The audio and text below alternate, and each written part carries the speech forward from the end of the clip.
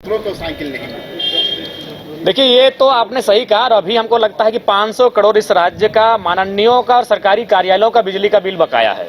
500 करोड़, लेकिन अगर एक आम आदमी अगर उसका 5000 बकाया होता है तो फाइन भी होगा, कनेक्शन काट भी दिया जाएगा और एफआईआर भी होगा। तो ये दोहरा चरित्र है, इस बात से अब अस्वीकार नहीं कर सकते हैं। तो साइकिल बिल्कुल छात्रों को मिलना चाहिए था और ये छात्रों को ही मिलता तो ठीक होता। हमें नहीं लगता कि माननीयों को साइकिल की जरूरत है। जयराम जी, राज्य विकास के लिए केंद्र से देखिए, इसके लिए निसंदेह राज्य और केंद्र का एक अच्छा संबंध होना चाहिए। राजनीतिक दल दोनों अलग हो सकते हैं, लेकिन दोनों राज्यों और केंद्र के बीच अगर एक संबंध अच्छा रहेगा तो हमें लगता है कि इस पर सुविधा होगी।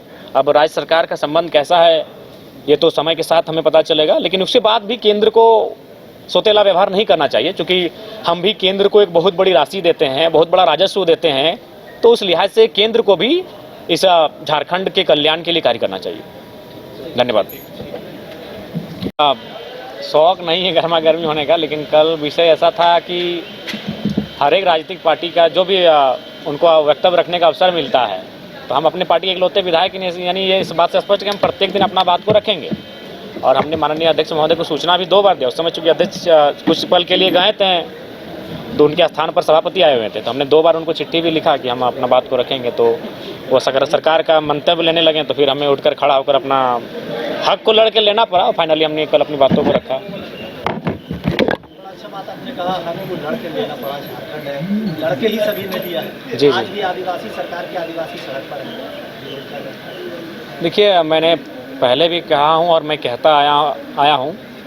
देखिए, आदिवासी कोटे से 28 और 2 अनरिजर्व कोटे से यानी 30 विधायक आज हैं आदिवासी समाज के। उसके बाद भी अगर आदिवासियों की परिस्थिति है, इसका मतलब ये है कि जो लोग चुन के आ रहे हैं वो केवल अपनी सोच पा रहे हैं। आज विगत रघुवर दास के कार्यकाल को छोड़ दिया जाए तो हर एक बार मुख्यमंत्री के पद पर आदिवासी समुदाय का ही बेटा रहा है। उसके बाद भी अगर वो सड़कों पर हैं, धरनों पर हैं, तो मेरे हिसाब से लाजमी है सवालिया चिन्ह लगना कि आखिर ये व्यवस्थाएं किसके लिए, ये व्यवस्थाएं किस काम की। तो ये दुर्भाग्य विषय है। मैं सरकार से आपके माध्यम से ये मांग करता हूं कि जो भी आदिवासियों का विषय है उस विषय का त्वरित समाधान किया जाए।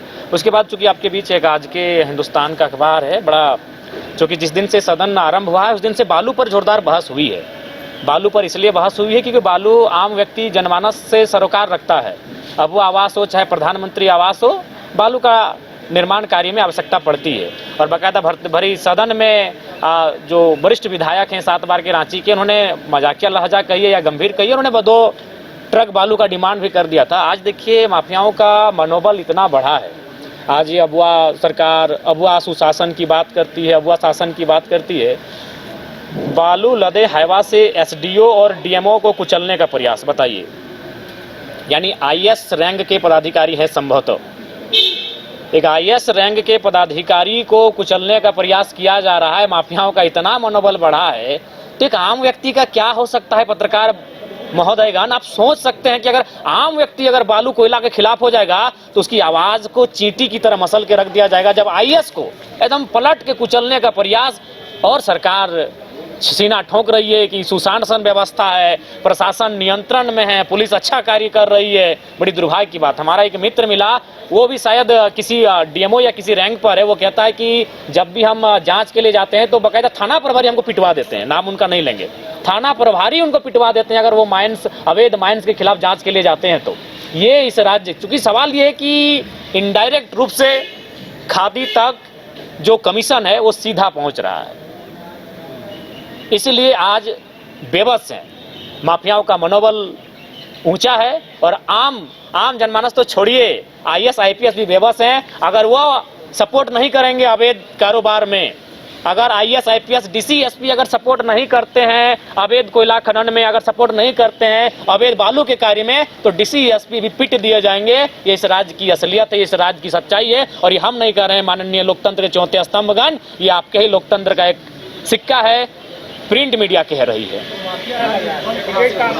बिल्कुल, राज सरकार की उदासीनता से उत्पन्न होता है। माफिया राज सरकार के जो लोग बैठे हैं सिस्टम में, उनके लोभ से पैदा होता है। जब उन्हें लोभ लगता है, वो हर जगह कमीशन खोजने लगते हैं, बालू में, कोयला में, पत्थर में, ढेका में, तो माफिया राज उत्पन्न होता है। क्योंकि वहां आपको इन कामों में आप सादे कपड़े पहनकर ये काम नहीं कर सकते हैं, ये काम आपको काले कपड़े पहनकर करना होगा। इसलिए रात के अंधेरों में सिंडिकेट के माध्यम से करवाते हैं। अभी हजारीबाग में आपने सुना होगा, डीआईजी आए हैं, 50 गाड़ी रोका है उन्होंने अवैध कोयला का।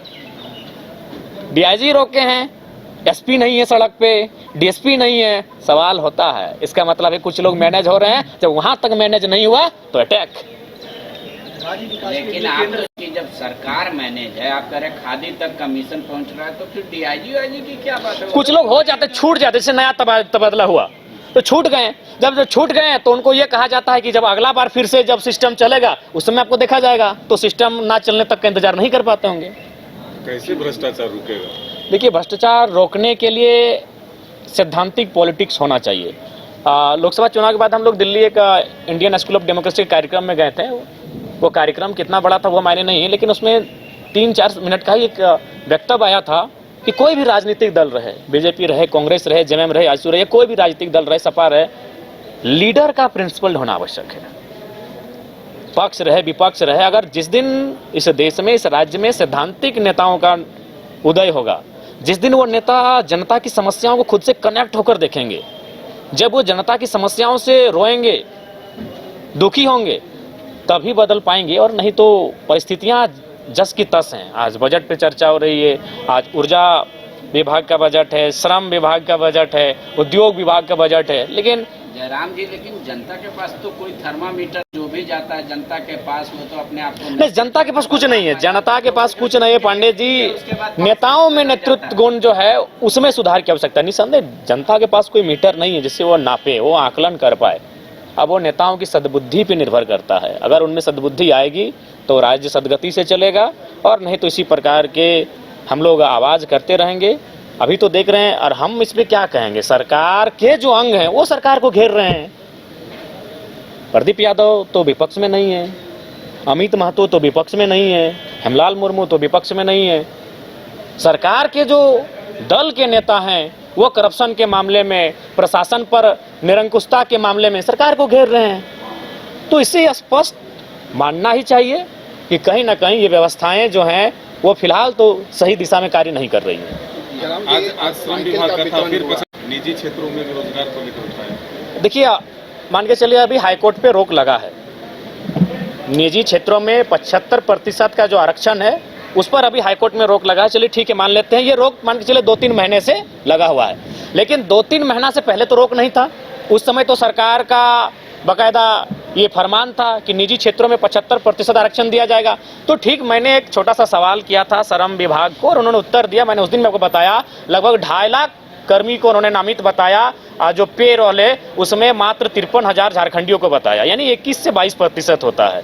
तो ये अखबारों में कहती है 75%, टीवी चैनलों में आके कहती है 75%, तमाम मीडिया इंटरव्यू में कहती है 75%, लेकिन धरातल में जो संक्षिप्त आंकड़ा हमें मिला है उसमें बाकायदा श्रम नियोजन विभाग ने इस बात को स्वीकार किया है कि 21% ही झारखंड के लोग वहां नौकरियां कर रहे हैं निजी क्षेत्रों में। लेकिन जयराम जी, अभी तो झारखंड विश्व स्तरीय मेडिकल सुविधाओं से युक्त रांची का देवनिका हॉस्पिटल, जहां है neonatal ICU, burn intensive care unit, modular operation theatre, 24/7 emergency trauma service, multi disciplinary ICUs, emergency care, MRI, CT scan, advance cath lab, fully automated path lab, echo, ultrasound, ultra modular patient beds और pharmacy. Devnika hospital and research centre, किफायती दर पर विश्व स्तरीय इलाज, ancillary Chowk, Tupudana industrial area, Ranchi. अगर आप देश के किसी भी कोने में रहते हैं, अगर आप पटना आना चाहते हैं और घर जैसे रहने और खाने का आनंद लेना चाहते हैं तो एक बार जरूर आएं होटल डायमंटन। संपर्क करें 9572759746, 9031859981, 0612400158 एड्रेस अपोजिट विद्या संस्कार स्कूल, रंजन पथ, गोला रोड, बेली रोड, पटना 801503।